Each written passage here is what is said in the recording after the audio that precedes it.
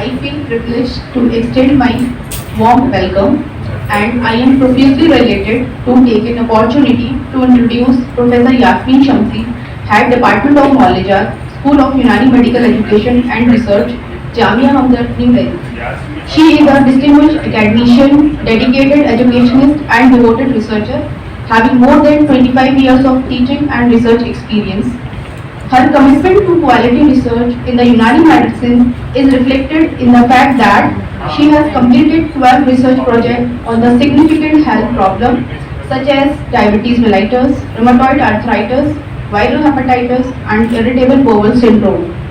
The results have been published in the reputed international and national journal and also presented in various conferences. She has more than 90 research publications in the reputed journal. She has been a member of various committees and societies including Scientific Advisory Committee, CCRUM Government of India, Editorial Committee for CCRUM Ayush Portal, Masihul Mulk Hakim Ajmal Khan Memorial Society. Ma'am is also a recipient of various awards, honors and fellowship. She has received Women Excellence Award 2022, Literary Excellence Award 2020 and Significant Contribution Award in Unani Medicine in 2013. Now, I would like to invite Professor Yasmin Shamsi to enlighten us with your knowledge on the topic rheumatic fever to rheumatic heart disease. Dr. Jamil Saab, most respected my dear husband, Dr. Professor Sulaiman Saab. Thank you very much. This is also really appreciated. Without whom I am nothing. And distinguished faculty members from various institutions, dear students, ladies and gentlemen, Assalamu alaikum and a very good morning. First of all, I would like to thank the organizers of the CME for inviting me here and for giving me the opportunity to talk or to discuss about an important topic, rheumatic heart disease and rheumatic fever.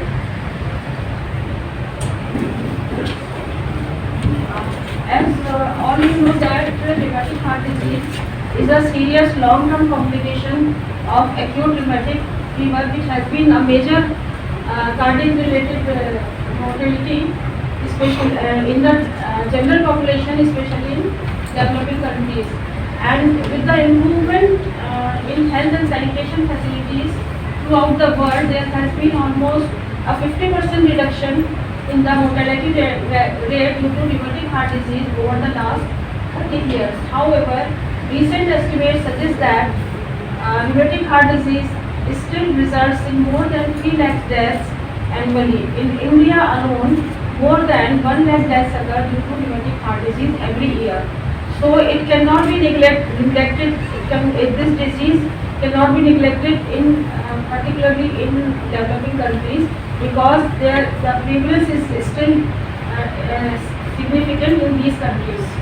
So to understand the pathogenesis of rheumatic heart disease, we must know about what is rheumatic fever and what is the relationship of rheumatic fever with streptococcal infection and what is the relationship of rheumatic fever with rheumatic heart disease. How rheumatic heart disease develops due to rheumatic fever.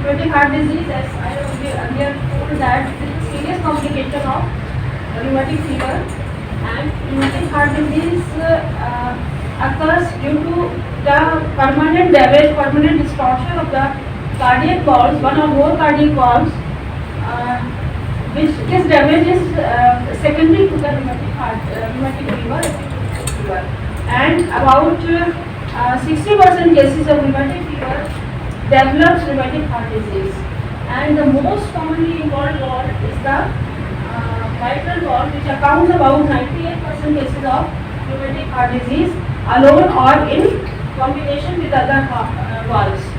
As it is shown here that mitral valve alone is affected in 37% cases of rheumatic heart disease, mitral valve plus aortic valve 27% cases, and mitral valve with aortic and tricuspid valve occurs in 22% cases, and distortion of mitral valve along with the distortion of tricuspid valve occurs in 11% cases, and the next most commonly involved valve is the aortic valve, and it is almost occur with the involvement of the mitral valve, but in 2% of the cases it can occur alone.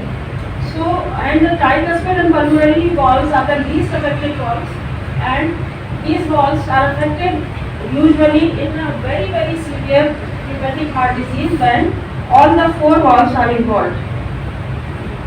So this is a brief introduction of Streptococcus bacillus, Streptococcus bacteria, which is the causative factor, which is indirectly the causative factor of rheumatic fever and rheumatic heart disease. So Streptococcus bacteria which is involved in the pathogenesis is the Streptococcus beta hemolyticus of Lancefield group A.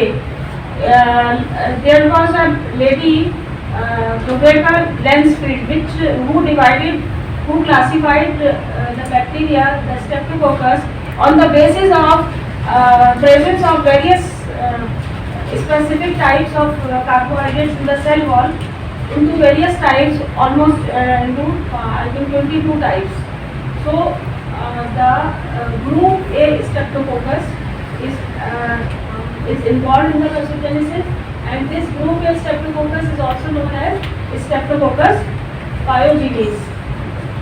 And these streptococci are found in the throat and skin of the humans, and these are the facultative anaerobes. That means they can grow, they can multiply in the presence or in the absence of oxygen, both in the presence and absence of oxygen.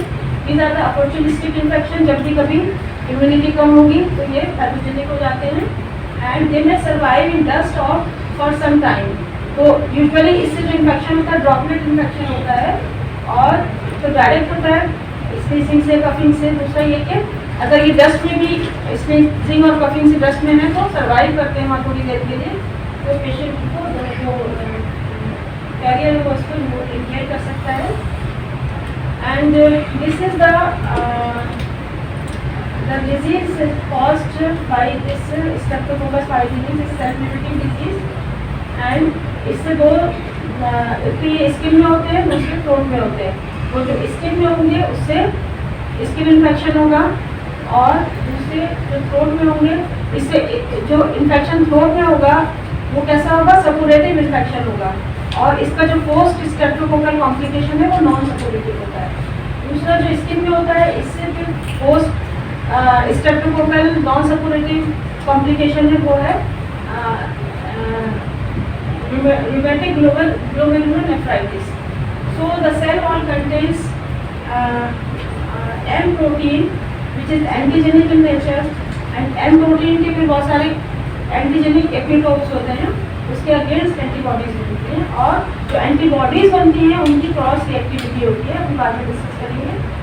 And the other specific carbohydrates, the other antigens are specific carbohydrate antigens. इसको देख सकते हैं, ये जो इसका helical stranded portion है ये इसका M प्रोटीन्स है. Now this is the brief introduction or definition of the rheumatic fever. Rheumatic fever is an acute systemic post-streptococcal immunologically mediated and non-suppurative inflammatory disease principally affecting the heart, joints, central nervous system, skin and subcutaneous tissues. तो एक एक चीज पे इस पे गौर करिएगा. एक तो ये कि एक्यूट इन्फ्लेमेशन है, जो फीवर होता है वो एक्यूट इन्फ्लेमेशन की वजह से होता है. दूसरा क्या है, मल्टी सिस्टम इन्फ्लेमेशन है, मल्टीपल टिश्यूज इन्वॉल्व होते हैं इसके अंदर. एंड दिस दो the Streptococcus is involve, but this is not a suppurative infection, suppurative inflammation, non suppurative inflammation होता है. एंड दूसरी चीज़ क्या है, इम्यूनोलॉजिकली मीडिएटेड इन्फ्लेमेशन होता है, उसके बाद हम डिटेल में डिस्कस करेंगे. So the course of the disease, starting from the rheumatic fever to the rheumatic heart disease, consists of 3 phases. The first phase is the streptococcal infection. इसमें क्या होता है कि सोर थ्रोट होगा और सोर थ्रोट में pharyngitis हो सकता है, टॉन्सिलाइटिस हो सकता है. And this sore throat, this pharyngitis और टॉन्सिलाइटिस इज सपोरेटिव टॉन्सिलाइटिस और सपोरेटिव फेरिंजाइटिस. उसके बाद क्या होता है, कुछ हफ्ते के बाद, 2 से 4 हफ्ते के बाद इन्फेक्शन सोर थ्रोट होगा. उस टाइम जो फीवर होगा, सोर थ्रोट होता है, इन्फेक्शन होता है, इन्फ्लेमेशन होता है, फीवर होता है, तो उस फीवर को हम कभी भी रिमेटिक फीवर नहीं कहेंगे.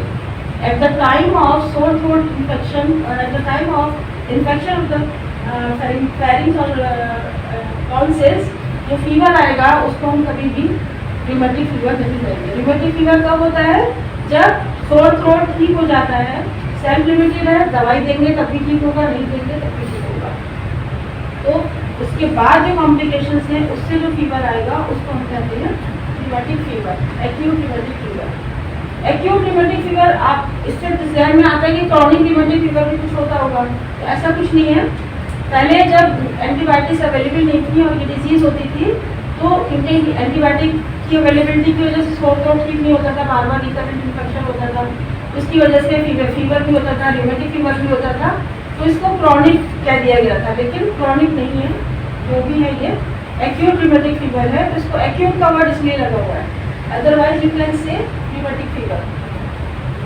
और इसके बाद तीसरा फेज जो आता है, जब जो सेकेंड फेज है आपका, जिसमें 2 से 4 हफ्ते के बाद शुरू होता है, वो रिमेटिक फेज का फीवर है. और during this acute rheumatic phase fever phase, the changes in the myocardium, changes in the pericardium and changes in the endocardium of the heart, जो कुछ भी whatever changes occur during this phase, they are called acute rheumatic heart disease.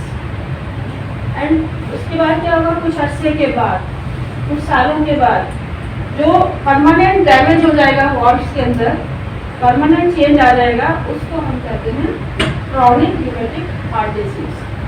अब aetiology की बात करें तो aetiology is the beta haemolyticus streptococcus of Lancefield group A.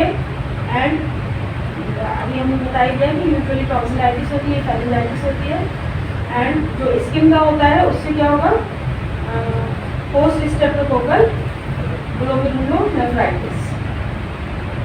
So the peak incidence of the disease occurs in during 5 to 15 years of age. ऐसा नहीं है कि 5 years से पहले नहीं हो सकता या 15 ईयर्स के बाद नहीं हो सकता, लेकिन यूजुअली जो होता है वो 5 से 15 ईयर्स की एज में होता है. And before the age of 5 years it is very very rare. The first attack before the age of 5 years is very very rare, and the first attack before the 15 years of age is very very rare. क्यों? जो 15 years of as के बाद होते हैं वो recurrent attacks होते हैं. पहले से उनको होता है रिमेटिक फीवर, पहले से हिस्ट्री होगी और वही रिकरेंस होती है रिमेटिक फीवर की. पहला अटैक जो है वो वेरी रेयर है, जो 15 साल के बाद हो. इसका इंसिडेंस है वो 5 to 15 ईयर्स ऑफ एज है. एंड द इंसिडेंस डिस्कस किया था कि incidence has decline markedly in the past 50 years in developed countries. Developed countries में ये क्यों कम हो गया या एक तरह से नेग्लिजिबल हो गया, ख़त्म हो गया, उसका रीज़न है कि सोशो इकोनॉमिक कंडीशंस इम्प्रूव की, sanitation and health facilities improve हुई. दूसरी चीज़ ये कि वहाँ पर जैसे फॉर एग्जांपल अमेरिका में मेजर पार्ट्स ऑफ अमेरिका में रिमेटिक फीवर अब नहीं होता. क्यों नहीं होता कि उसको वो पहले किसी को भी एक रूटीन टेस्ट होता है वहाँ पर, जिसको भी सोर थ्रोट होता है उसका वो स्वाब कल्चर कराते हैं. कल्चर में जैसे ही पॉजिटिव आता है तो उसको वो एंटीबायोटिक्स दे देते हैं, पहले ही ख़त्म कर देते हैं. जो इम्यून प्रोसेस शुरू होने से पहले वो ख़त्म हो जाता है. और दूसरी एक चीज़ और है, जो हम जिस बैक्टीरिया की बात कर रहे हैं, स्ट्रेप्टोकोकस ग्रुप ए बैक्टीरिया, इसकी भी एक पर्टिकुलर स्ट्रेन होती है जिसको हम कहते हैं रिमेटिक स्ट्रेन. सबसे नहीं होता, रिमेटिक स्ट्रेन से होता है, तो वो उसका प्रीवलेंस कम हो गई है डेवलप्ड कंट्रीज में, उसकी प्रीवलेंस कम है. लेकिन अभी भी ये डेवलपिंग कंट्रीज में या लो सोशो इकोनॉमिक जहाँ कंडीशन है या रिसोर्स लिमिटेड डेवलपिंग कंट्रीज हैं, like Sri Lanka, Bangladesh, Afghanistan, Pakistan and India, still it is present here. The epipathogenesis of the disease starting from the rheumatic fever consists of three components: the environmental factor, genetic susceptibility, immune-mediated inflammation. So the environmental factors include this weak immunity, Staphylococcus infection, and low socio-economic status, poverty, overcrowding, poor hygiene. And the genetic susceptibility is there, लेकिन exactly क्या उसका कौन सी gene से cause है, क्या cause है, ये अभी पता नहीं है, लेकिन एविडेंस इज देयर.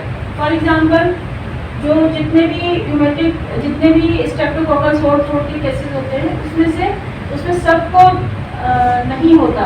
100 केसेस को अगर है तो उसमें से 2 या 3 लोगों को ये र्यूमेटिक फीवर होता है. तो इसका मतलब है कि कुछ ना कुछ जेनेटिक कंपोनेंट जो है वो मौजूद है. दूसरा ये कि फैमिली हिस्ट्री मिलेगी र्यूमेटिक फीवर की, उससे ये एक एविडेंस है. And it is higher risk patients are monozygotic twins than heterozygotic twins. इसके अलावा this rheumatic fever is associated with individuals with HLA class 2. HLA क्या है? Human leukocyte antigen. And this human leukocyte antigen, इसको humans में कहते हैं major हिस्टोकॉम्पैटिबिलिटी complex 2. तो पहले ऐसा सबसे पहले जब इसको डिस्कवर हुआ था तो ये देखा गया, इसको सबसे पहले जो डिस्कवर हुआ वो ल्यूकोसाइट्स में देखे गए एंटीजन्स, और इसकी बेस पर इसका नाम रखा गया ह्यूमन ल्यूकोसाइट एंटीजन. और जितने भी न्यूक्लिएटेड सेल्स हैं, फिर बाद में देखा गया कि जितने भी न्यूक्लिएटेड सेल्स हैं उसके ऊपर ये एंटीजन पाए जाते हैं.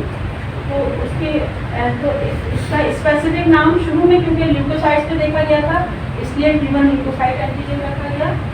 और इसका जो ये एक फैमिली में भी सिर्फ 25% जो है वो सेम हो सकते हैं. 25% HLA एंटीजन की बेस पर जो है वो सेम इंडिविजुअल हो सकते हैं. ठीक है, इसी के बेस पर ग्राफ्ट रिजेक्शन होता है. जब हम ट्रांसप्लांट करते हैं ना, तो उसमें तो हम ब्लड ग्रुप की मैचिंग कर लेते हैं, ठीक है, लेकिन साथ साथ ये भी देखना होता है. इसीलिए जो एम्फसाइज करते हैं वो ये कि सेम फैमिली का होना चाहिए, सेम फैमिली मेम्बर होना चाहिए डोनर. तो ये this disease, this rheumatic fever is associated with HLA class 2 antigens. इसमें भी किसकी सब क्लासेस हैं बहुत सारी, तो इसमें भी particularly it is associated with HLA-DR and HLA-DR3. तो इसकी भी आ गया DR1, DR2, DR3. तो कहने का मतलब ये कि these evidences support that this disease has some genetic susceptibility.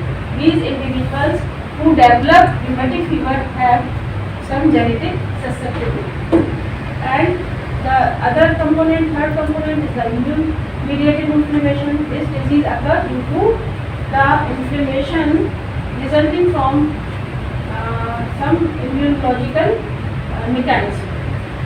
So, and cross-reactivity of anti-streptococcal antibodies is there, molecular immunity is there. इसको भी अभी डिस्कस करेंगे. तो ये सबसे पहले जब आपका सोर थ्रोट होगा, स्ट्रेप्टोकोकल इन्फेक्शन, तो ये देखिए इसमें पल्स फॉर्मेशन होता है. लेकिन जब इसके बाद र्यूमेटिक फीवर होगा 2 से 4 हफ्ते के बाद उसमें कोई पल्स फॉर्मेशन नहीं मिलेगा. तो फेरिंजाइटिस, टॉन्सिलाइटिस और इसके अंदर चेंजेस है, न्यूक्लाइटिस हो जाती है, ये सारी चेंजेस हैं. तो ये this is the phase of streptococcal infection, streptococcal pharyngitis and streptococcal tonsillitis. चीज़ें मिलेंगी, रेडनेस होगी, स्वेलिंग रेड ढीला होगा, सॉफ्ट पैलेट, रेटिटी पाई जाएगी, जिनको क्या कहते हैं doughnut regions, and tonsillo pharyngeal oedema होगा. तो इस वक्त क्लिनिकल फीचर्स होंगे क्या होंगे? सोर थ्रोट होगा, फीवर होगा, इसके अलावा वाइट पैचेस मिलेंगे थ्रोट में, और swollen and tender lymph nodes होंगे. ये eight the time of infection की बात है। र्यूमेटिक फीवर में फिर ये सब खत्म हो चुका होता है। जब र्यूमेटिक फीवर का पेशेंट आपके पास आएगा उस वक्त ही कोई चीज़ आपको फील होगी। तो इसका जो पैथोजेनेसिस है कैसे होता है, यहाँ हम स्टार्ट करते हैं। सबसे पहले देखिए ये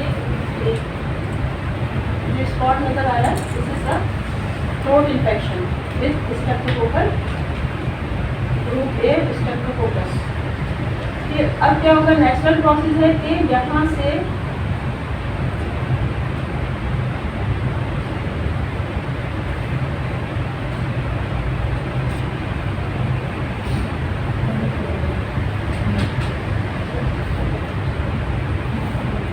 इसमें ये ब्लू कलर का एरो, पहले ब्लैक वाला देखिए, ये नीचे जो है जहाँ से ये बैक्टीरिया है इनको फिर जो मैक्रोफेजेस होते हैं वो इनकल्प कर लेते हैं।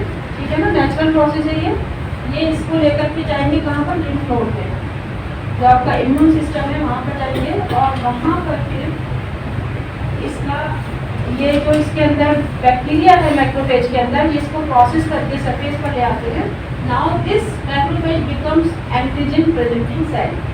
अब इस एंटीजन प्रेजेंटिंग सेल जब ये लिम्फ नोड के अंदर जाएगा तो वहाँ पर इसके एंटीजेनिक नेचर की वजह से बी सेल्स एंटीबॉडीज बनाएंगे और टी सेल्स जो है वो सेंसिटाइज होंगे।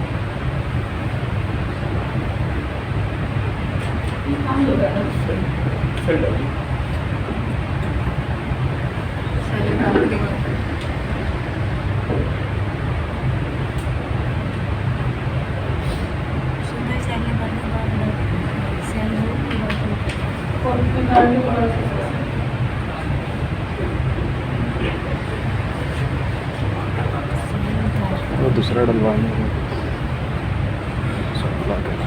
तो अभी बात चल रही थी कि बैक्टीरियल सेल वॉल के अंदर जो प्रोटीन्स होती है, स्पेसिफिक प्रोटीन होती है, इसको हम कहते हैं एम प्रोटीन, और स्पेसिफिक कार्बोहाइड्रेट्स होते हैं जिनको हम ग्रुप ए कार्बोहाइड्रेट्स भी बोलते हैं, जिसकी बेस पर इसको ग्रुप ए का नाम दिया है। तो इसके अगेंस्ट फिर जो नेचुरल मैकेनिज्म है, एंटीबॉडीज बनेंगी और सेल सेंसिटाइज होंगे। अब नॉर्मली क्या होगा कि जो एंटीबॉडीज बनेंगी वो वापस आएंगी और वापस आकर के जो बैक्टीरिया जहाँ भी पड़े हुए हैं ना उसको किल कर देंगी, डिस्ट्रॉय कर देंगी। लेकिन सब में ऐसा नहीं होगा, 100% केसेस में ऐसा नहीं होगा। 97 to 98% केसेस में जो है ये ट्रूथ थ्योरी है कि बैक्टीरिया के अगेंस्ट एंटीबॉडीज बनी और बैक्टीरिया खत्म हो गए। लेकिन 2 से 3% केसेस ऐसे होते हैं जिनके अंदर जो एंटीबॉडीज हैं वो बैक्टीरिया को तो डिस्ट्रॉय करती हैं, लेकिन इसके साथ साथ ये दूसरे टिश्यूज जो बॉडी के अंदर टिश्यूज हैं ये उनको भी डिस्ट्रॉय करती हैं। क्यों करती हैं कि जो हमारे बॉडीज में जो ये tissues particularly heart, joints and skin, nervous system, इसके अंदर जो जैसे फॉर एग्जांपल कार्डियक मायोसिन, जो इसके अंदर मायोसिन पाई जाती है, इसका कुछ जो अमाइनो एसिड चेन है वो बैक्टीरिया की एम प्रोटीन से मिलती जुलती है। तो जो इसमें एक तरह से ऑटो इम्यूनिटी होती है, तो जो एंटीबॉडीज बैक्टीरिया को रिकॉग्नाइज करती हैं वो अपने ओन टिश्यू को भी as a foreign tissue recognize करती हैं और उसको वहाँ पर उसको डिस्ट्रॉय करती हैं। डिस्ट्रक्शन के नतीजे में सबसे पहले डिस्ट्रीब्यूशन होता है। ये 2 to 3% केसेस जो हैं ऐसे हैं जिनमें बैक्टीरिया तो खत्म होता है लेकिन साथ साथ टिश्यू का डिस्ट्रक्शन भी होता है। और फिर इसमें टिश्यू आगे आएगा। इसी को कहते हैं मॉलिक्यूलर सिमिलैरिटी और मॉलिक्यूलर मिमिक्री। नहीं हो पाएगा अभी देखा है। So in 97 to 98% patients of streptococcal sore throat, the immune system destroys the bacteria, and in 2 to 3% generally susceptible cases, the immune system attacks our own tissues as well.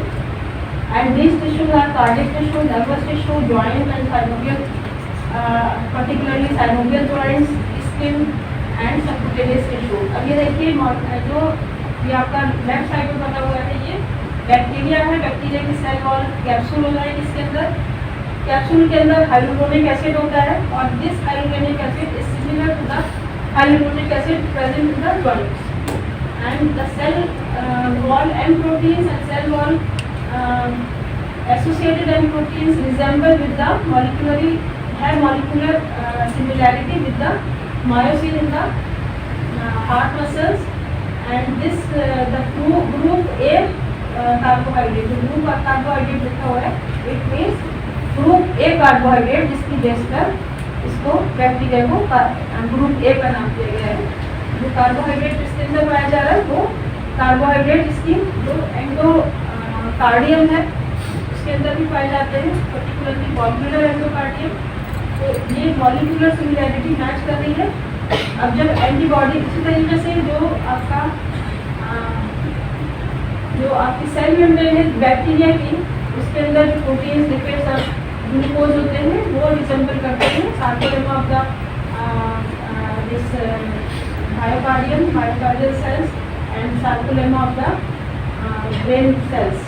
तो इसमें दोनों ये इस तरीके से मॉलिक्यूलर मिमिक्री की वजह से, अभी मॉलिक्यूलर मिमिक्री सब में नहीं होती, किसमें होती है? जिसमें होती है उसके अंदर ये क्रॉस रिएक्टिविटी पाई जाती है। इस तरह के केसेस 2 से 3% होते हैं जिनके अंदर क्रॉस रिएक्टिविटी होगी। जो एंटीबॉडीज या सेंसिटाइज टी सेल्स बनते हैं बैक्टीरिया के अगेंस्ट, वो एंटीबॉडीज और टी सेल्स जो है वो डिस्ट्रॉय करते हैं ह्यूमन टिश्यूज। ये देखिए ग्रुप ए स्ट्रेप्टोकोकस जो आपको ऊपर नजर आ रहा है, और ये फैलेंस में ये eight the time of infection की बात है, जब पहली बार इन्फेक्शन होगा तो फैलेंजियल एपिथेलियम को इन्वेट करेगा ये, एंड उसके बाद ये फिर आपका इम्यून सिस्टम में जाएगा, और इम्यून सिस्टम में फिर ये बी सेल्स के कॉन्टैक्ट में आएगा, तो इससे ये बी सेल्स से एंटीबॉडीज बनेंगी जो क्रॉस रिएक्टिव एंटीबॉडीज होगी। दूसरी तरफ टी सेल सेंसिटाइज होंगे, और इन दोनों का इफेक्ट ये नीचे देखिए चार्ट दिखा रहे हैं, 3 जगह पर आएगा, 4 जगह पर आएगा, heart, brain, joints and skin. इसके अलावा ब्लड वेसल्स की इंटीमा भी इन्वॉल्व होती है।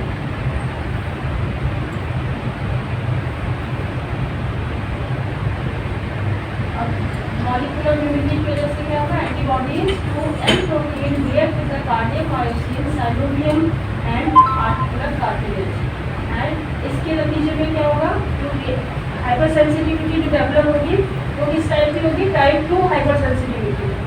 आप लोगों ने पढ़ाते भी होंगे, पढ़ा भी होगा कि हाइपर सेंसिटिविटी एक होता है इमीडिएट, एक होता है डिलेड, फिर उसके बाद type 1, type 2, type 3 and then delayed. तो टाइप 1 जो एनाफाइलेक्सिस रिएक्शन होते हैं, जो टाइप 1 में हाइपर सेंसिटिविटी है, और टाइप 2 हाइपर सेंसिटिविटी में ऐसा होता है कि जो आपका एंटीजन एंटीबॉडी कॉम्प्लेक्स बनता है, एंटीजन फिक्स्ड होता है, टिश्यूज में होगा एंटीजन, टिश्यू में कोई ना कोई ऐसी खराबी आती है कि जो उसका नॉर्मल कंपोनेंट है वो एंटीजन का काम करने लगता है। ठीक, तो टिश्यू का होगा, फिक्स होगा एंटीजन, एंटीबॉडी जो है वो सर्कुलेटिंग होगी, और ये एंटीजन एंटीबॉडी कॉम्प्लेक्स कहाँ बनेगा? टिश्यू के ऊपर बनेगा। ठीक है, उससे टिश्यू डिस्ट्रक्शन होगा। जो टाइप 3 हाइपर सेंसिटिविटी है उसमें क्या होगा? एंटीजन भी फ्री होता है, एंटीबॉडी भी फ्री होती है, सर्कुलेटिंग एंटीजन एंटीबॉडी कॉम्प्लेक्स बनता है। जहाँ पर बन रहा है वो टाइप 2 हाइपर सेंसिटिविटी हो रही है, एंटीजन एंटीबॉडी कॉम्प्लेक्स नहीं, वो टिश्यूज के ऊपर बनता है। टिश्यूज कौन से नीचे नहीं है, ये जॉइंट्स में होगा तो आर्थराइटिस होगी, आर्थ्राल्जिया होगा, ब्रेन टिश्यू इन्वॉल्व हो सकता है, स्किन इन्वॉल्व हो सकती है, एंड हार्ट इन्वॉल्व होगा। तो जब एंटीजन एंटीबॉडी कॉम्प्लेक्स बनेगा तो उसके नतीजे में कॉम्प्लीमेंट एक्टिवेशन होगा, और कॉम्प्लीमेंट एक्टिवेशन होगा, इन्फ्लेमेटरी सेल्स वहाँ पर आएंगे जिसके नतीजे में इन्फ्लेमेशन होगा एंड टिश्यू डिस्ट्रक्शन होगा, साइटोकाइंस रिलीज होगी, एंड ये साइटोकाइंस जो है वो क्या करेंगे? फीवर होगा इनकी वजह से, pyrogens, they act as pyrogens. तो इससे जो हाइपोथैलेमस में आपका टेम्परेचर रेगुलेटिंग सेंटर है वो डिस्टर्ब होगा, और उसके नतीजे में फीवर होगा। ठीक है, तो फीवर का कॉज बैक्टीरिया नहीं है, फीवर का कॉज इन्फेक्शन नहीं है, फीवर का कॉज जो है वो टिश्यू डिस्ट्रक्शन है एंड साइटोकाइंस प्रोडक्शन। अब ये 4 आपका जो है इसको हम डिटेल में कर लेंगे। अब यहाँ देखिए, ये वो जो हमने आपको डिफाइन किया था, pneumatic fever. Pneumatic fever is an acute है, ठीक, सिस्टमिक है, मल्टीपल सिस्टम्स इन्वॉल्व हो रहे हैं। पोस्ट स्ट्रेप्टोकोकल है, स्ट्रेप्टोकोकस इन्फेक्शन के बाद हो रहा है, इन्फेक्शन खत्म होने के बाद हो रहा है। एंड इम्यूनोलॉजिकली मीडिएटेड है, अभी सारा प्रोसेस बता दिया कैसे होता है। एंड नॉन सपोरेटिव, कोई फर्स्ट फॉर्मेशन नहीं होती है। And principally affecting the heart, joints, central nervous system, skin and subcutaneous tissues. अब सब एक एक हार्ट को सबसे बाद में बताएंगे, क्योंकि जो हमारा कंसर्न है वो है रिमेटिक हार्ट डिजीज।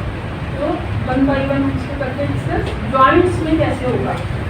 जॉइंट्स में जो क्लिनिकल फीचर मिलता है वो क्या मिलता है? Polyarthritis. And this polyarthritis is migratory arthritis. एक जॉइंट से होगी, उसमें ठीक होगी, दूसरे में चली जाएगी, दूसरे से ठीक होगी, तीसरे में। मेजर जॉइंट्स इन्वॉल्व होते हैं, साइनोवियल जॉइंट्स इन्वॉल्व होते हैं। तो ये particular characteristic, migratory characteristic is the characteristic of rheumatic fever, and this is one of the major criteria of for the diagnosis of rheumatic heart disease, which is called Jones criteria. तो major criteria में arthritis है, आर्थराल्जिया नहीं है। आर्थराल्जिया जो patient complain कर रहा है, जरूरी नहीं है पेशेंट कह रहा है मेरे जॉइंट पे पेन हो रहा है। आपने देखा कोई स्वेलिंग नहीं है, कोई रेडनेस नहीं है, और माइग्रेटरी नेचर भी नहीं है, एक पर्टिकुलर फिक्स है जॉइंट किसी एक में या दो में है, माइग्रेट नहीं कर रहा है। तो क्या है, पेशेंट बता रहा है आपको नहीं मिल रहा है, तो अगर पेशेंट बता रहा है it will come under minor criteria. Major criteria में जो आप देख रहे हैं और आर्थराइटिस हो रही है, पर्टिकुलरली माइग्रेटरी आर्थराइटिस हो रही है, तो it is feature of major criteria for the diagnosis of. अब पेशेंट आया, उसकी एज 5 से 15 साल के बीच में है, और उसने कहा कि दर्द हो रहा है, और हमने देखा कि हाँ जॉइंट में से उसके आर्थराइटिस हो रही है, तो एकदम से हम रिमेटिक फीवर डायग्नोज नहीं करेंगे, फिर उसकी हिस्ट्री लेंगे। अगर माइग्रेटरी है तभी सोचेंगे, और अगर माइग्रेटरी नहीं, फॉर एग्जांपल एक नी जॉइंट में लेकर के आया पेन, और नी जॉइंट में स्वेलिंग है, रेडनेस है, सब कुछ है, लेकिन उसका कोई माइग्रेटरी कैरेक्टर नहीं है, तो हम एकदम से एस्पिरिन स्टार्ट नहीं करते, क्योंकि हम सोचते हैं कि ये आर्थराइटिस किसी और टाइप की आर्थराइटिस हो सकती है, इन्फेक्टिव आर्थराइटिस हो सकती है। तो आप मिस डायग्नोज करने से या अंडर डायग्नोज करने से प्रॉब्लम हो सकती है। तो इसलिए बहुत केयरफुली डायग्नोसिस कंफर्म होने के बाद एस्पिरिन देते हैं, और ये बहुत क्विकली रेस्पॉन्ड करता है एस्पिरिन से। अब इसमें मैंने रेड से मार्क किया हुआ है, इसका मतलब क्या है, arthritis do not progress to chronic disease, there is no long term. Arthritis में रिमेटिक फीवर हुआ, आर्थराइटिस हो गई, वो खत्म हो जाती है, ठीक है, रुकती नहीं है, रहती नहीं है। जैसे फीवर सबसाइड होगा, आर्थराइटिस भी खत्म हो जाएगी, कोई लॉन्ग टर्म कॉम्प्लिकेशन नहीं रहते। जितने भी इसमें जो टिश्यूज इन्वॉल्व हो रहे हैं, ज़्यादातर सब रिमेटिक फीवर सबसाइड होने के बाद, खत्म होने के बाद सारे सिम्टम्स डिसअपियर हो जाते हैं, कोई उनका कॉम्प्लिकेशन नहीं होता। जो कॉम्प्लिकेशन होता है वो एक ही कॉम्प्लिकेशन है, वो है chronic rheumatic heart disease.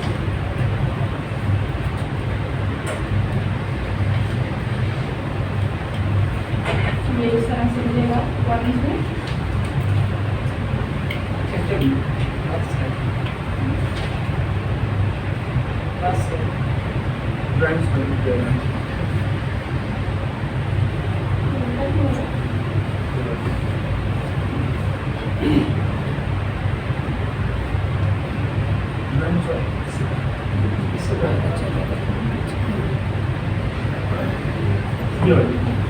Is it not symmetrical, bilaterally symmetrical involvement? Joints, migratory arthritis. नहीं, एक जॉइंट में आ रहा है ना, इसमें भी एक जॉइंट में, इसमें भी मैं यही पूछना चाह रहा हूँ, ये symmetrical होता है कि यूनिलैटरल होता है? नहीं, it can be symmetrical, it can be symmetrical होता है, usually symmetrical.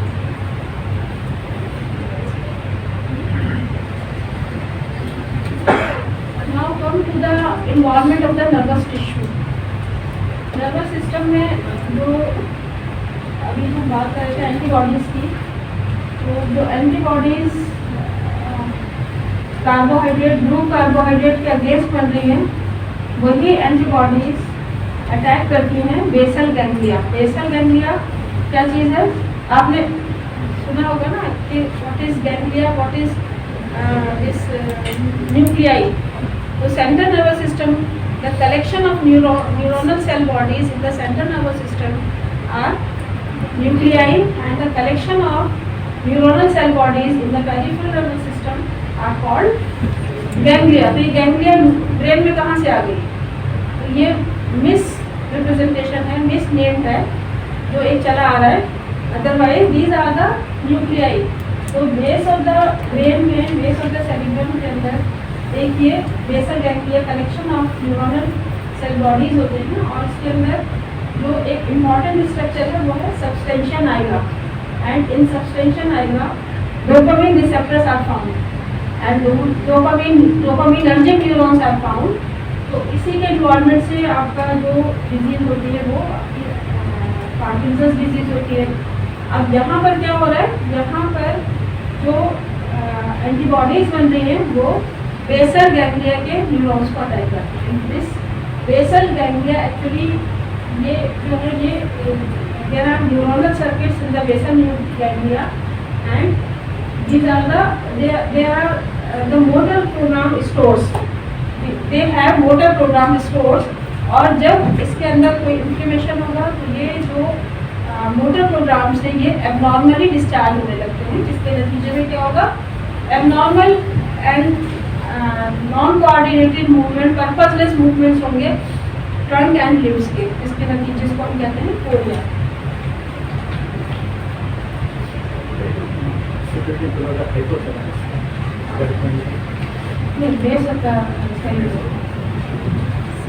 तो क्लियर इसमें क्या होता है, कैसे होता है? अच्छा, इसमें जो डोपामिन 1, डोपामिन 2, डोपामिनर्जिक रिसेप्टर्स होते हैं उनको ये अटैक करती है एंटीबॉडीज, जिसकी वजह से ये मूवमेंट डिसऑर्डर होती है.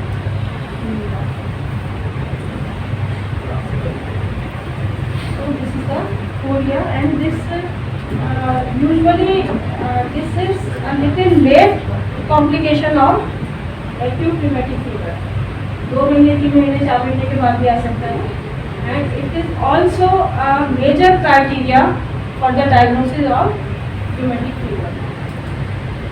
So chorea minor or Sydenham's, it is also called Sydenham's chorea or St. Vitus Downs. It is a delayed manifestation of rheumatic fever. The condition is characterized by disordered and involuntary jerky movements of the trunk and the extremities, accompanied by some degree of emotional instability. ये कब start होते हैं? जब थोड़ी सी कोई stress होगी patient को, उस वक्त ये स्टार्ट हो जाते हैं. So it is associated with some emotional instability, and the condition occurs more often in younger age, particularly in girls. Not very common, but once present very diagnostic feature of rheumatic fever. अब फिर मैंने red से mark किया. After the acute phase is over, chorea resolves completely and there is no long term complication. Fever हुआ, खत्म हो गया, no complication like chorea. Now come to the skin. Skin में जो कंडीशंस बनेंगे एक होता है erythema marginatum and the other is subcutaneous nodules. तो इसका जो रीज़न है, जो एंटीबॉडीज ग्रुप कार्बोहाइड्रेट्स के अगेंस्ट बन रही हैं, वो एंटीबॉडीज अटैक करती हैं कैरोटीन को. ठीक, और इसके अंदर जो सबक्यूटेनियस नोड्यूल्स बनते हैं ये these are nothing but this are the granulomatous inflammation. जैसे आपने टीबी में देखा होगा कि टीबी क्या होता है? ग्रेन्युलोमा बनता है. इम्यून तो so this is immune mediated granuloma.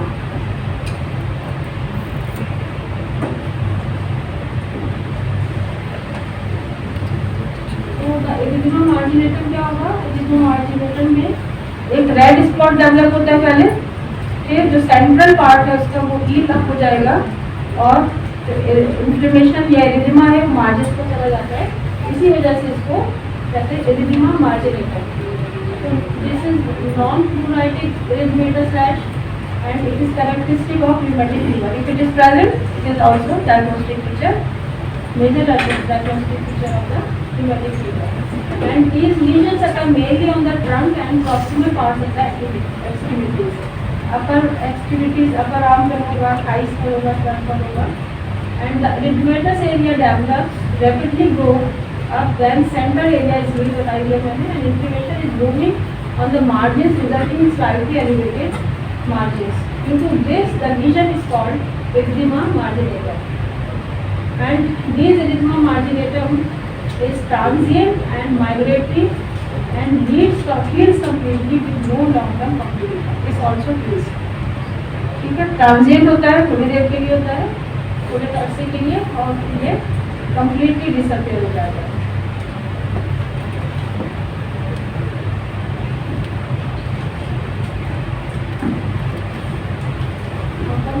Subcutaneous nodules.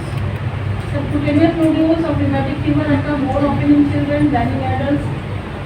These nodules are small, 0.5 to 0.5 centimeter to 2 centimeter in diameter, spherical or ovoid in shape and painless. एक नोड्यूल्स जो है रूमेटॉइड आर्थराइटिस में भी होते हैं. तो कैसे डिफरेंशिएट करेंगे? तो nodules of rheumatoid arthritis and nodules of rheumatic fever. दोनों में डिफरेंस ये है कि रूमेटॉइड आर्थराइटिस में जो नोड्यूल्स होते हैं वो थोड़े बड़े होते हैं और पेनफुल होते हैं. यहाँ पर क्या है? पेनलेस. तो पेनलेस नोड्यूल्स होंगे and these are attached to the deeper structures like tendons, ligaments, fascia और periosteum and therefore often remain unnoticed. क्योंकि adhere होते हैं नीचे deeper structure से, इसलिए बहुत ज़्यादा ध्यान नहीं देते, पेशेंट में नोटिस में नहीं आते उसके. And the characteristic locations are extensor surfaces of the wrist, elbow, ankle and knees.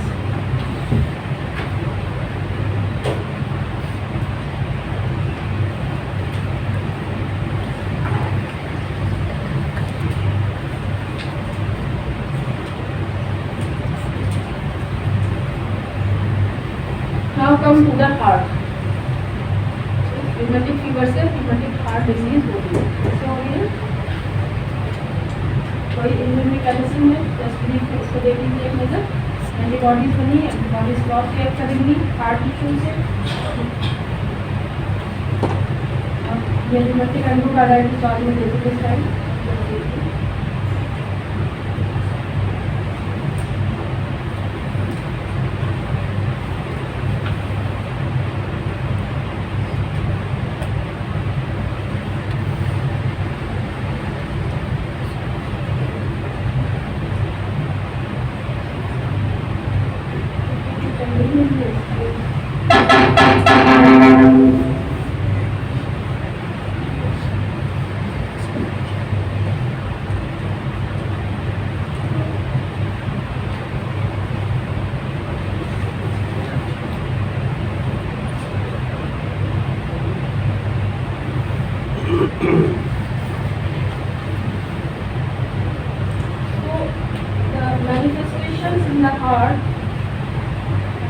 May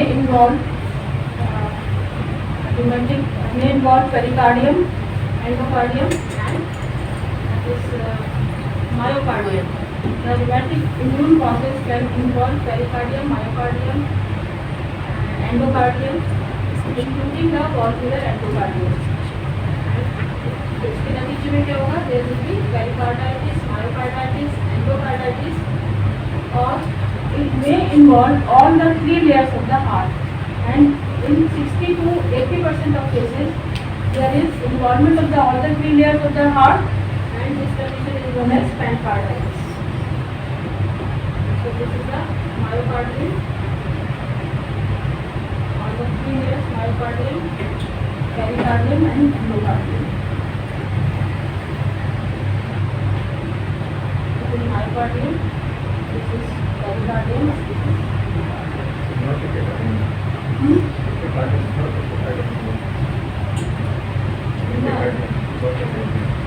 pericardium की दो लेयर्स होती हैं, एक सीरस पेरिकार्डियम और एक एपिकार्डियम.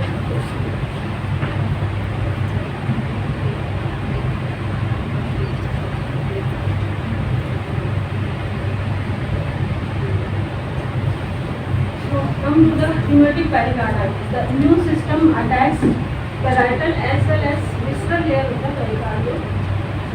And क्या होगा pericardium वही antibody और एंटीजन कॉम्प्लेक्स बनेगा. कहाँ बनेगा? pericardium में बनेगा. एंड इसके नतीजे में क्या होगा? जो वहाँ पर कैपिलरीज हैं उनकी परमिएबिलिटी इन्फ्लेमेशन होगा उसके अंदर. इन्फ्लेमेशन के नतीजे में परमिएबिलिटी इंक्रीज हो जाएगी permeability. And there will be leakage of fibrinogen. And this fibrinogen when it remains in the blood circulation it is globular and soluble. It is in the globular and soluble form. When this fibrin is leaked out from the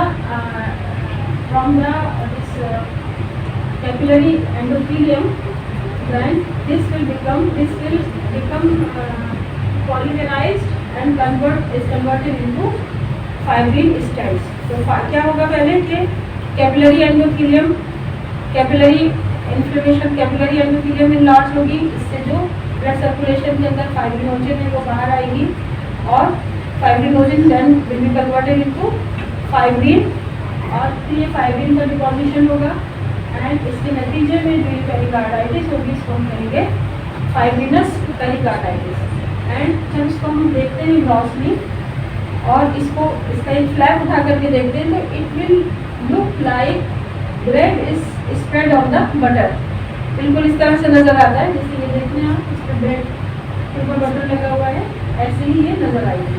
तो इसी वजह से इसको हम कहते हैं bread and butter pericarditis, fibrous pericarditis, and in this case it is called bread and butter pericarditis. तो इसी के साथ साथ क्लिनिकल फीचर्स डिस्कस कर लेते हैं. क्लिनिकल फीचर्स में क्या होगा? पेन होगा और लोकलाइज, मोस्टली लोकलाइज, कभी कभी लेकिन रेडिएट भी हो सकता है. तो कभी यूज़ कर सकते हैं मायोकार्डियल इस्केमिक हार्ट डिजीज के पेन से. तो इसमें जो डिफरेंस होगा वो क्या होगा कि this will be the pericardial pain will be sharp cutting pain, and in the ISD pain the pain will be dull and diffuse. And centrally localized होगा लेकिन in some cases ये रेडिएट कर सकता है और इसमें जो है रेडिएटिंग होता है ISD में. and this pericardial pain is relieved on leaning forward. झुकेंगे तो पेन में रिलीफ मिलता है और सीधे लेटेंगे तो दर्द बढ़ता है. जबकि ISD का पेन जो है वो लीनिंग फॉरवर्ड से नहीं रिलीफ होता. After resolving rheumatic fever, pericarditis heals completely. No long-term complications occur, and rarely fibrous adhesions may occur leading to chronic adhesive pericarditis. तो जैसे और चीज़ें सारी फीवर सबसाइड होने के बाद ख़त्म हो रही है, ऐसे ये भी हील अप हो जाती है. लेकिन बहुत ही रेयरली कुछ केसेस में ऐसा होता है कि बहुत ज़्यादा एक्सटेंसिव जब होता है तो फाइबर्स एडिशन बन जाते हैं और ये chronic adhesive pericarditis में कन्वर्ट हो जाता है.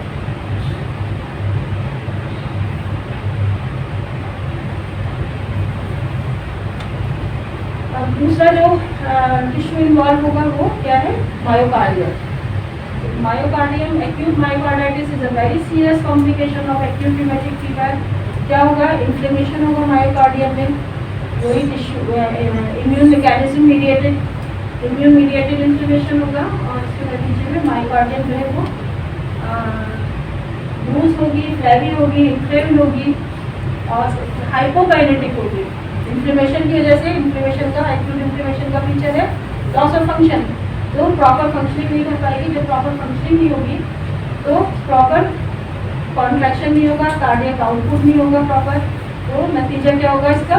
कार्डियक आउटपुट जब नहीं होगा तो ब्लड इकट्ठा होगा लेफ्ट वेंट्रिकल में, फिर उसका बैक प्रेशर पड़ेगा लेफ्ट एट्रियम में एंड फिर लंग्स में. उसके बाद तो इसमें क्या होगा? कंजेस्टिव कार्डियक फेलियर उसका कॉम्प्लिकेशन होगा eight the time of rheumatic fever.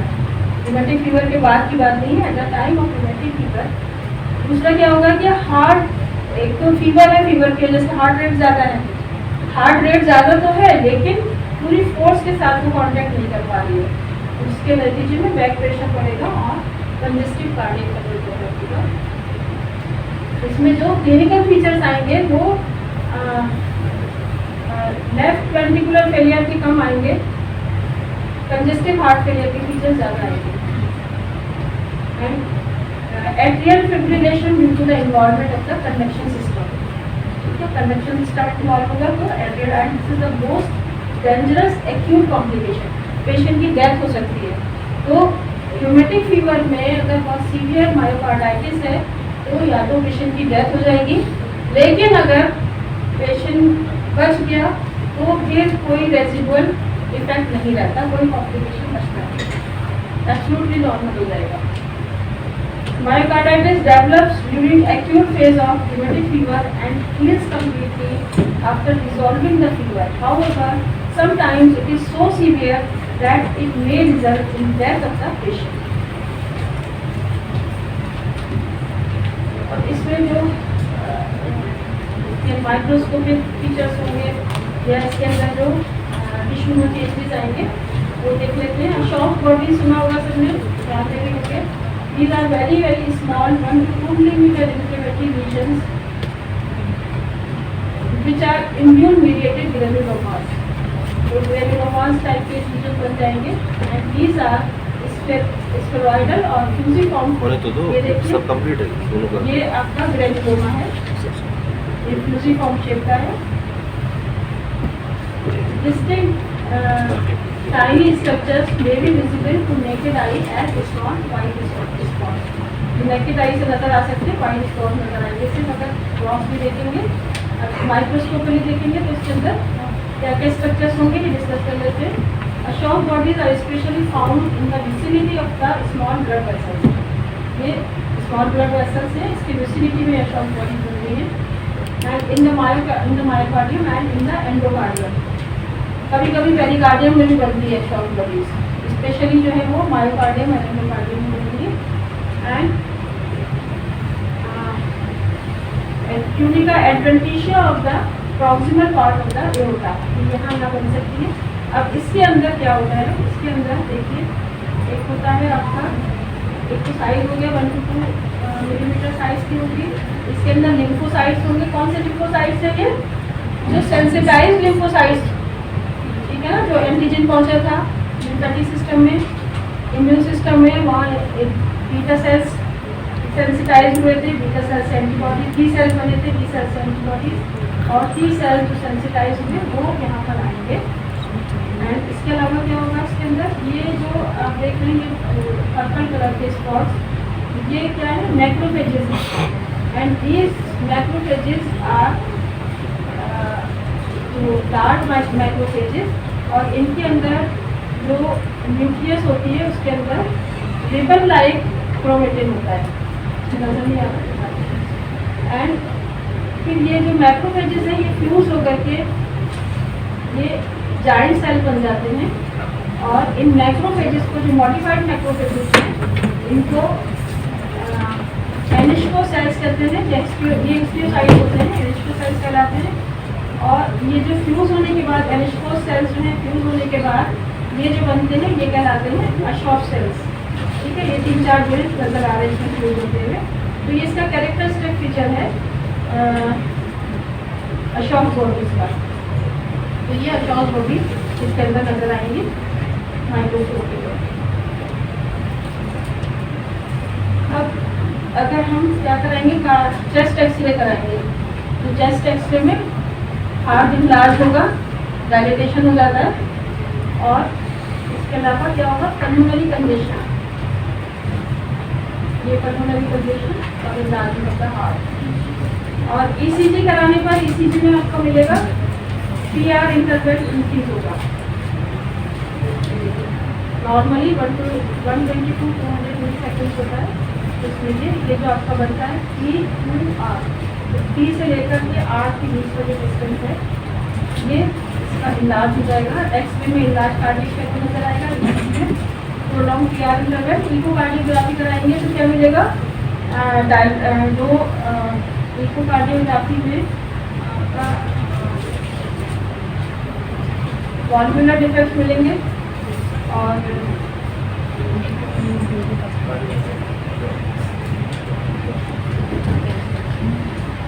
अब आइए जो सबसे बड़ी चीज़ है वो है रूमेटिक एंडोकार्डाइटिस।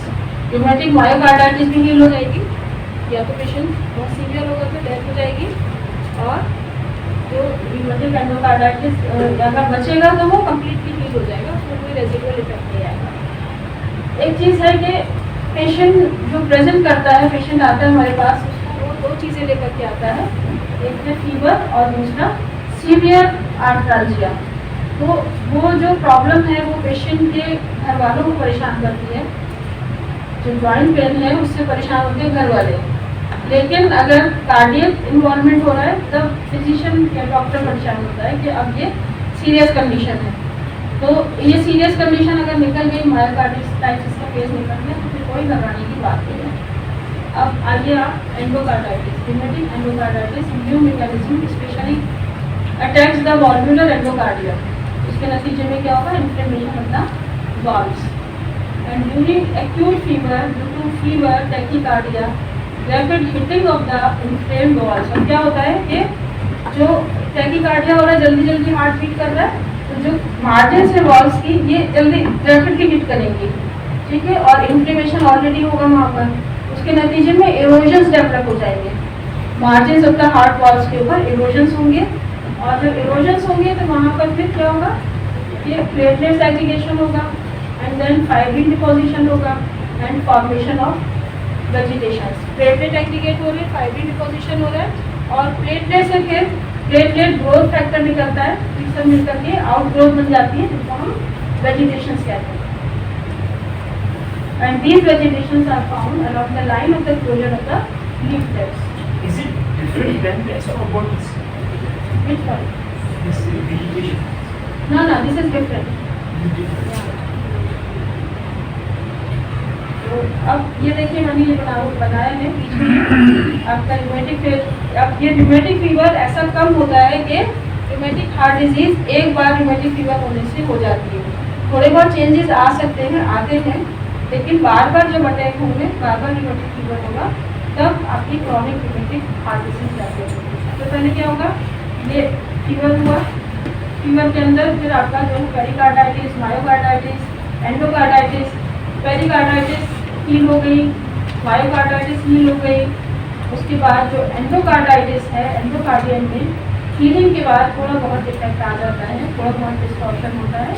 फिर क्या होगा, दूसरा अटैक आ जाएगा, दूसरी बार फीवर होगा, तो दूसरी बार फीवर में भी सारी चीज़ें खत्म हो जाएंगी, लेकिन ऑलरेडी रेसिडुअल इफेक्ट था एंडोकार्डियम के अंदर, वॉल्वुलर एंडोकार्डियम में, वो फिर और ज़्यादा हो जाएगा नेक्स्ट फेज में। उसके नेक्स्ट फेज में और ज़्यादा चेंजेस आ जाएंगे, तो अल्टीमेटली फिर वो permanent distortion of the valve हो जाता है, permanent defect in the valve, permanent damage in the valve.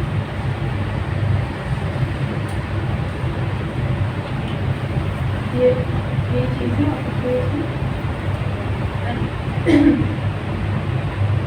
40% of cases of those cases with acute rheumatic fever develop mitral stenosis in adults।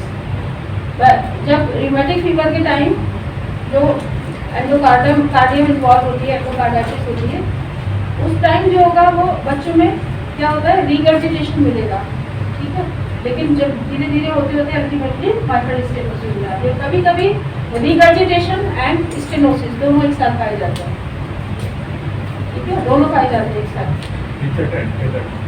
हाँ, mitral stenosis develop होने में कई साल लग जाते हैं।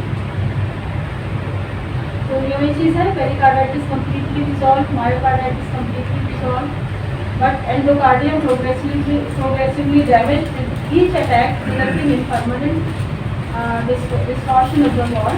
And during rheumatic fever, all the problems occurring in the heart are called acute rheumatic heart disease। जो कुछ भी प्रॉब्लम हार्ट के अंदर rheumatic fever के दौरान हो रही है, वो कहलाएंगी acute rheumatic heart disease। And acute endocarditis never resolved completely in between fever। It is fueled by fibrosis with some distortion of the wall। It is cumulative effect आता है, धीरे धीरे इकट्ठा हो जाता है, लास्ट हो जाने से। And in between the rheumatic fever, the problem in the heart endocardial wall distortion are called chronic rheumatic heart disease। ये इसमें देखने की वेजिटेशन है, आउटवर्ड्स में जो इसकी कैरेक्टरिस्टिक क्या है, जो वेजिटेशंस rheumatic vegetations होते हैं rheumatic heart disease में, these vegetations are fixed vegetations, they never detached, अलग नहीं होते, एम्बोलिज्म नहीं क्रिएट करते हैं, जबकि जो बैक्टीरियल एंडोकार्डाइटिस होती है उसके जो लीजन्स, उसके जो वेजिटेशन बनते हैं वो कैसे होते हैं, फ्रेजाइल होते हैं और डिटैच होकर के ये एम्बोलिज्म क्रिएट करते हैं। ये आपका जो है ये डिस्टॉर्शन होता है माइट्रल वॉल, इसमें बटन फोल्ड डिफॉर्मिटी या फिश माउथ डिफॉर्मिटी ये कैरेक्टरिस्टिक फीचर होता है।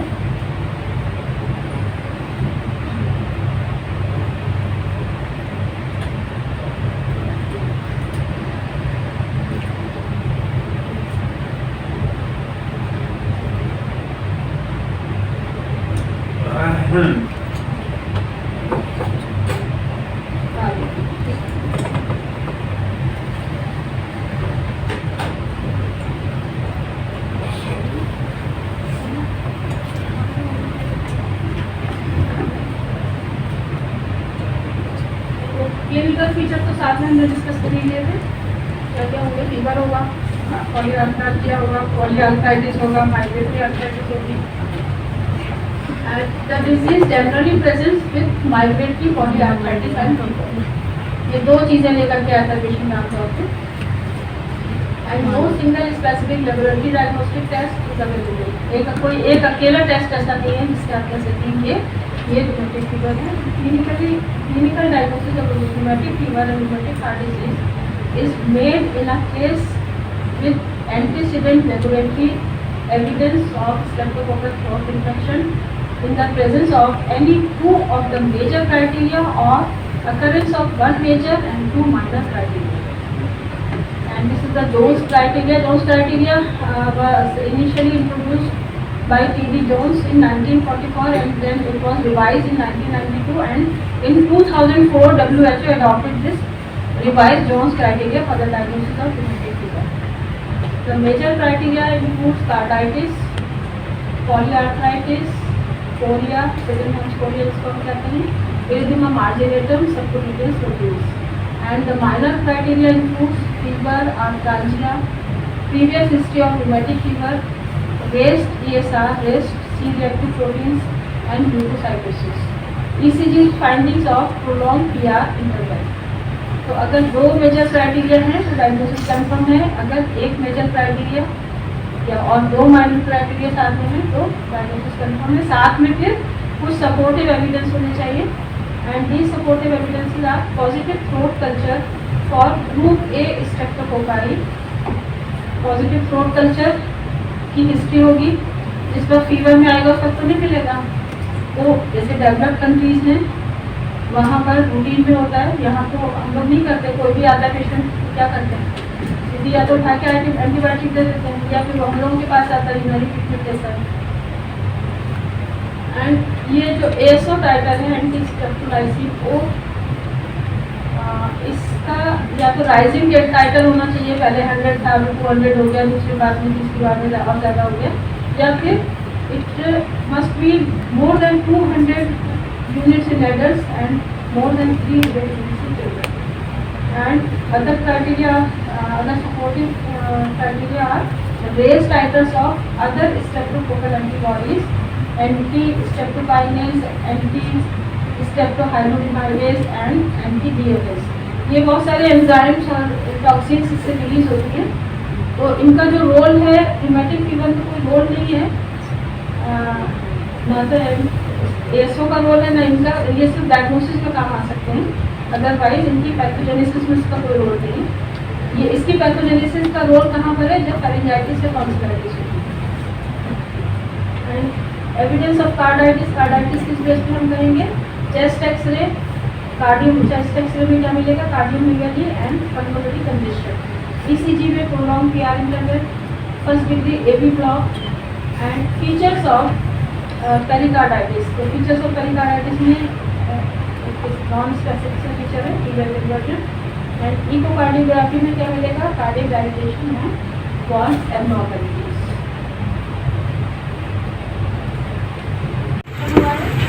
इस वक्त शोर हो रहा है और उसके लिए फीवर हो रहा है, तो उसके लिए जो वायरलेंस फैक्टर्स हैं बैक्टीरिया के अंदर वो कौन कौन से हैं। तो इस वायरलेंस फैक्टर्स एक तो ये थे एक एंटीजेनिक फैक्टर्स हैं जो बैक्टीरिया की सेल वॉल और सेल मेम्ब्रेन के अंदर पाए जाते हैं और इन एंटीजेंस के अगेंस्ट एंटीबॉडीज बनती हैं। तो वो उनका रोल कहाँ पर है? उनका रोल है न्यूमेटिक फीवर पे। एंड जो इसके अंदर दूसरी जो टॉक्सिन्स हैं या कुछ एंजाइम्स पाए जाते हैं उनका रोल जो है वो कहाँ पर है? तो इसके अंदर पहली तो हो गया एंटीजेंस। एंटीजेनिक पोर्शन जो है इसका एम प्रोटीन्स हैं। ये रॉड लाइक कॉइल स्ट्रक्चर्स होते हैं, major virulent structure play role in the that is also antigenic. अब एक चीज़ ध्यान में ये आती है कि न्यूमेटिक फीवर की जब हम बात करते हैं कि एंटीजेंस जो है इसके वो है एम प्रोटीन और एम प्रोटीन के अगेंस्ट एंटीबॉडीज जो बनेंगी वो मायोसिन कार्डियक मायोसिन है उसके अगेंस्ट काम करेंगी एंटीबॉडीज। तो फिर ये एम प्रोटीन्स के अगेंस्ट जो एंटीबॉडीज हैं वो दूसरे स्ट्रक्चर्स को कैसे किल करती है? तो वहाँ पर जो रोल है वो एम प्रोटीन्स का नहीं है, बल्कि जो ब्लू कार्बोहाइड्रेट्स हैं उनके अगेंस्ट जो एंटीबॉडीज बनेंगी उनका रोल शुरू होता है। ठीक है। दूसरी चीज़ कि जो टी सेल सेंसिटाइज होते हैं उनका भी रोल है। जैसे कि हमने बताया जो ग्रेनुलोमा बनता है वहाँ पर टी सेल्स का रोल है। ये तो बात हो गई न्यूमेटिक फीवर की कि न्यूमेटिक फीवर में एंटीबॉडीज जो है वो कैसे किल करती हैं, कैसे इन्फ्लेमेशन क्रिएट करती हैं। दूसरी चीज़ अब ये जो इसके अंदर बैक्टीरिया के अंदर वायरोलेंस फैक्टर्स हैं जो eight the time of infection जिनका रोल होगा वो है आपका स्ट्रेप्टोकाइनेज एंड कुछ टॉक्सिन्स होती है, कुछ एंजाइम्स होते हैं। अब जो हम बात करते हैं ना ASO anti streptokinase O streptokinase O के अगेंस्ट जो एंटीबॉडीज बनेगी उसको हम कहते हैं ASO। तो इसका रोल न्यूमेटिक फीवर में नहीं है, लेकिन ये डायग्नोस्टिक फीचर है न्यूमेटिक फीवर में।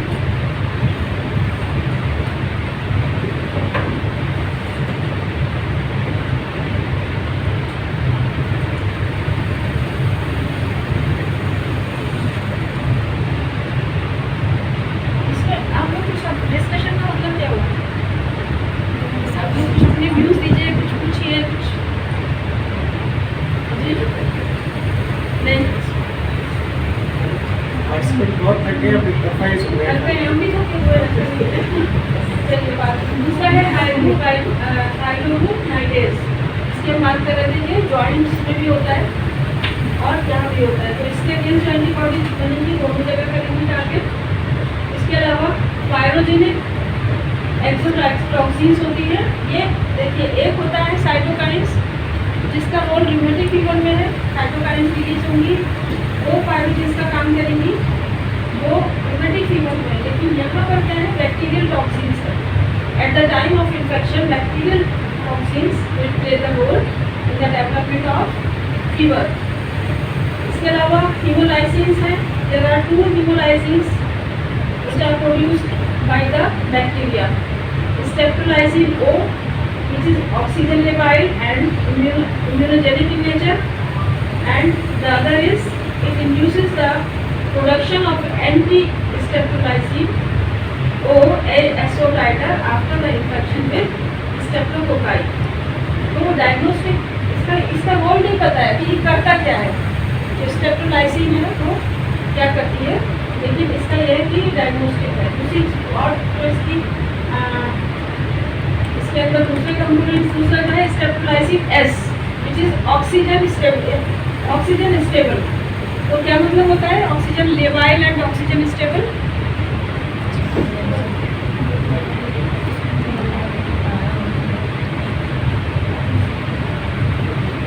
ऑक्सीजन लेवाइल का मतलब होता है in the presence of oxygen the streptolysin can be break down and जब ये ब्रेक डाउन होगी तो इसके अगेंस्ट ये एंटीजेंस पे ब्रेक डाउन होगी और इसके अगेंस्ट एंटीबॉडीज बनेगी।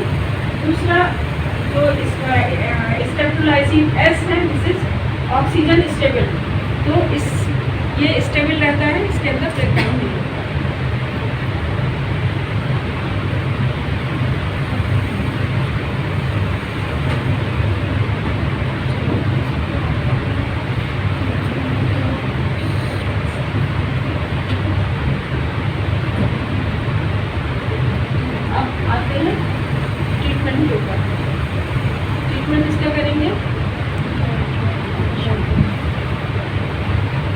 ट्रीटमेंट बात चल रही है न्यूमेटिक फीवर की, ट्रीटमेंट जो हमको करना है न्यूमेटिक फीवर का करना है।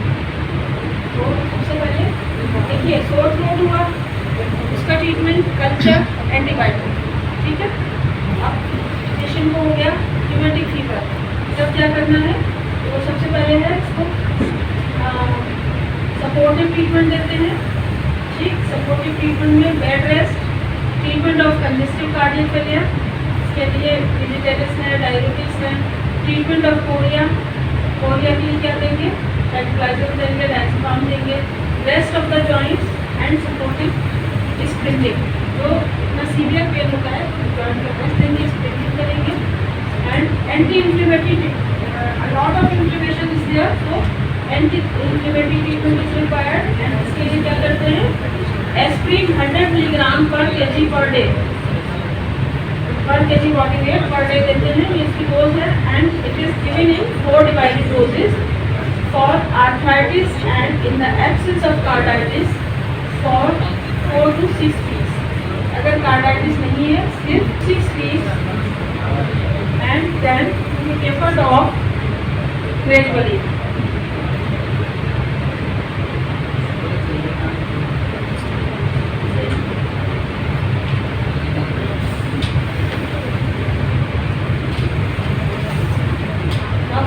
Treatment of congestive cardiac failure, diabetics.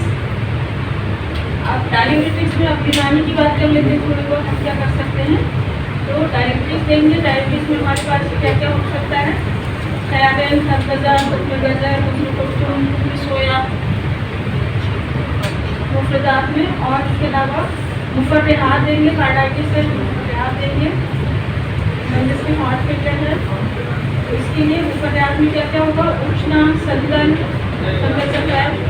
And इनकी जो एक्टिविटी देखी गई है, इनकी जो फार्माकोलॉजिकल स्टडी हुई है, उष्णा और संदन सफेद की, these are anti group A streptococcal drugs. इनकी एक्टिविटी क्या है, anti group A streptococcal activity. और मुरक्कबात में इसके अलावा क्या है, मुकब्बिया तालीम दवाई देंगे, जैसे दरुना जैसा तुलसी, इन दोनों का भी देखा गया है कि anti group A streptococcal activity है।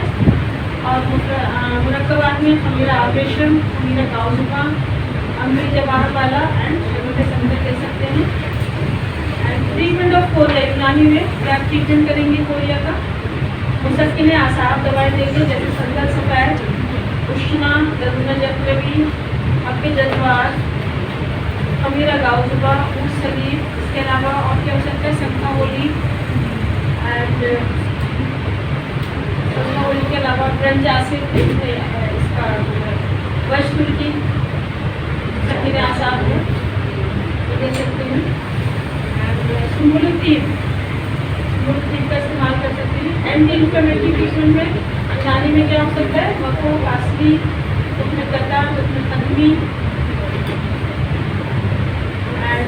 बाजी, हाफिज, रिजूफा, एंड उनकी भी देखी गई है anti group A streptococcal activity.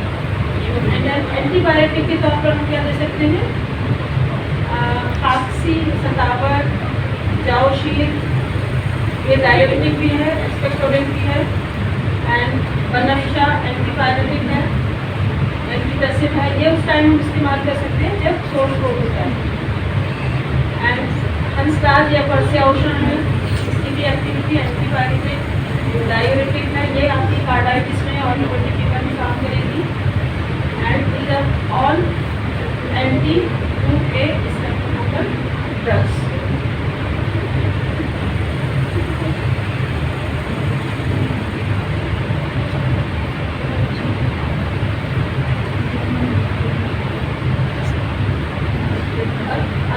Prevention के लिए क्या कर सकते हैं, ये न्यूमेटिक फीवर ना हो, तो प्रिवेंशन के लिए इसकी 3 तरह से कर सकते हैं, primordial prevention, primary prevention and secondary prevention. तो RSD is the most common form of acquired cardiac disease in children and adolescents and has often been described as the only true preventable chronic disease. इसको हम prevent कर सकते हैं, कैसे कर सकते हैं, तो 3 तरह की चीज़ें होंगी। Primordial prevention, primary prevention and secondary prevention. Primordial prevention में क्या आएगा? Improvement in socio economic status. ये गवर्नमेंट के लेवल का काम है, ठीक। प्रिवेंशन ऑफ ओवर क्राउडिंग, तो इसमें हम हेल्प कर सकते हैं। कैसे कर सकते हैं? ये हमारा काम तो नहीं है ना, लेकिन हम हेल्प कर सकते हैं। Improving nutritional status, availability of prompt medical care and public education regarding the risk of rheumatic fever for sore throat. ये काम हम बहुत अच्छा कर सकते हैं। हम पब्लिक को एजुकेट करें, उसके बारे में बताएं कि आपका ये बच्चा, उसके पेरेंट्स को एजुकेट करें कि ये बच्चा जो है इतने साल से इतने साल में अगर फीवर आता है, गला खराब होता है, तो क्या क्या प्रिकॉशंस लेनी चाहिए, और उसको इनकरेज करना चाहिए कि पेशेंट बच्चे को ना होने के लिए, डिजीज़ ना होने के लिए जो ओरल हाइजीन है वो मेंटेन करें। सोते टाइम खास तौर से ब्रश कराएं, गार्गल कराएं या गर्म पानी पिलाएं। आमतौर पर बच्चे क्या होता है, मीठा खा लेते हैं, चॉकलेट खा लेते हैं, सो जाते हैं। तो ये सारी चीज़ें पेशेंट के घर वालों को एजुकेट करने की ज़रूरत होती है।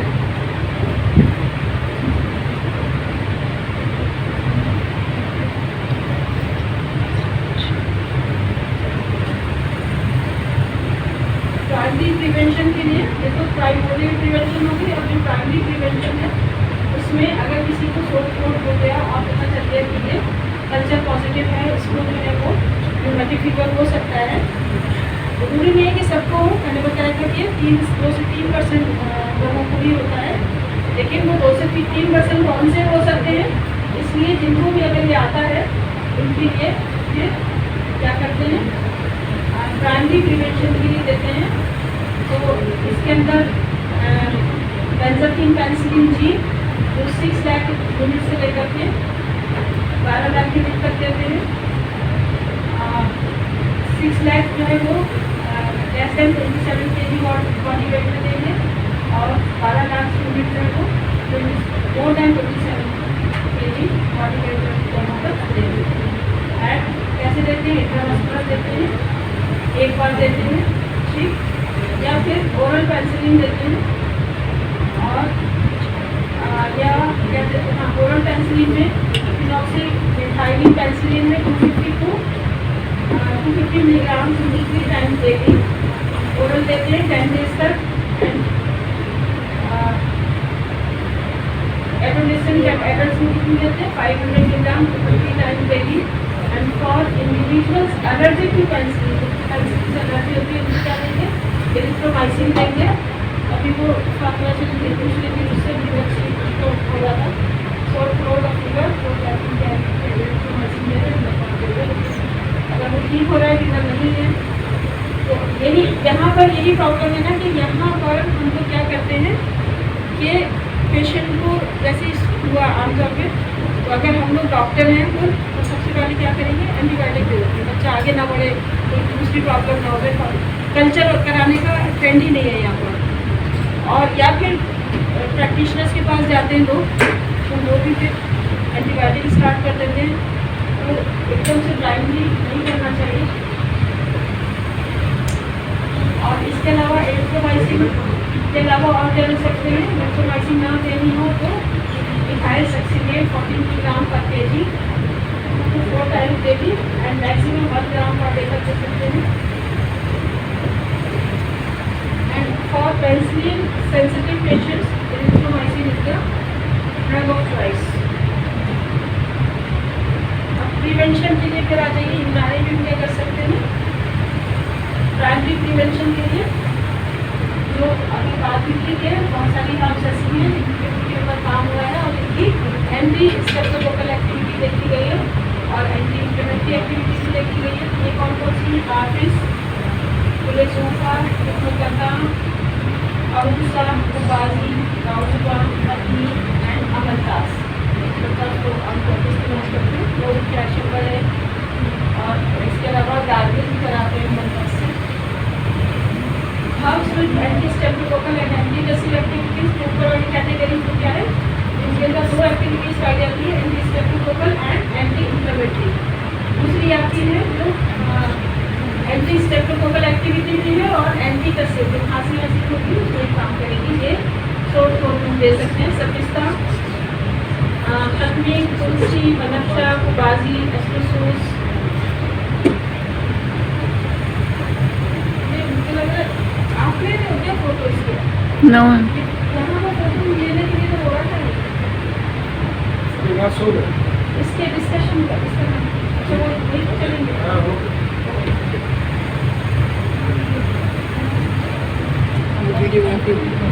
अच्छा तो प्राइमोरियल प्रिवेंशन हो गया, दूसरा आपका primary prevention and then secondary prevention. Secondary prevention क्या है? Prevention of recurrent. एक बार जिसको प्राइमरी प्रिवेंशन क्या था, जिसको सोर थ्रोट हुआ और डाउट है कि ये स्ट्रेप्टोकोकल सोर थ्रोट है, तब हम करेंगे। और जब सोर थ्रोट के बाद र्यूमेटिक फीवर हो गया तब हम क्या करेंगे, वो हमारा आता है सेकेंडरी प्रिवेंशन। क्या प्रिवेंशन होनी चाहिए कि फर्दर अटैक नहीं होना चाहिए, फर्दर र्यूमेटिक फीवर नहीं होना चाहिए। उसके लिए बेंजोथ्रीन पेनिसिलिन देते हैं 1.2 मिलियन यूनिट, यानी कि कितना हुआ 1,20,000 units intramuscular every 4 weeks. And या फिर ओरल देंगे पेनिसिलिन भी 50 मिलीग्राम ट्वाइस डेली ओरली, और sulphadiazine 1 gram daily orally. And if allergic to both, then it is erythromycin 50 milligram twice daily orally.